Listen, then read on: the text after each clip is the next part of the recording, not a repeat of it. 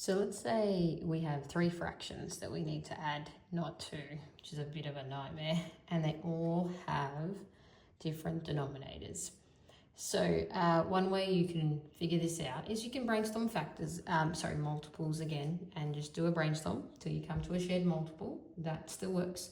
Or you can prime factorize. So you can draw a factor tree and go, well, 2 groups of 5 is 10, and both of those are prime. 2 groups of 2 is 4, so that's done. Now this one's a little bit more interesting because 3 groups of 4 is 12, and 4 we can keep going to 2 groups of 2.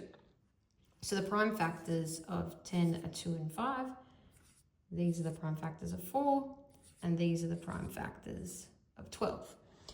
But where it gets interesting is if they share a prime factor, you can get rid of that. So all of these share 1, 2.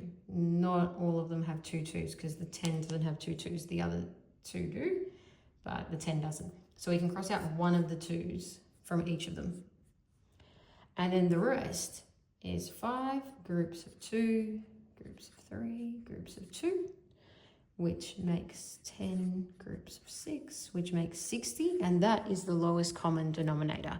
So then if you make each of these out of 60, so for 10, we'd need to multiply it by 6, so that will be 12 60ths. And then for a quarter, well, a quarter of 60 is 15, so you try to use your knowledge of equivalence, not just multiply and multiply. 5 twelfths, 5 twelves is 60. So then 25 60ths.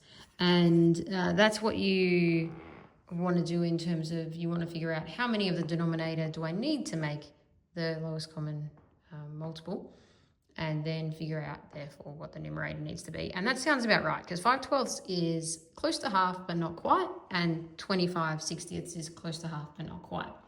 Then we add that all up, which is the easy bit now.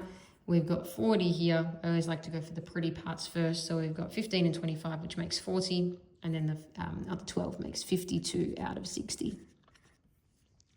Which, if we look back, we can think, is that reasonable? So we had about a fifth here. We had a quarter exactly here, and we had about half there.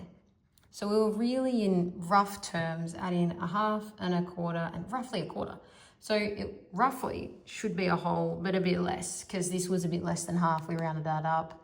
This was a fifth, but we rounded up to a quarter. So we were expecting just less than 1 whole. So we were expecting maybe around 5 sixths or similar. And that looks really reasonable. Therefore, our answer to our estimate would have been better if we'd estimated first. Cardinal sin. But we'll forget that.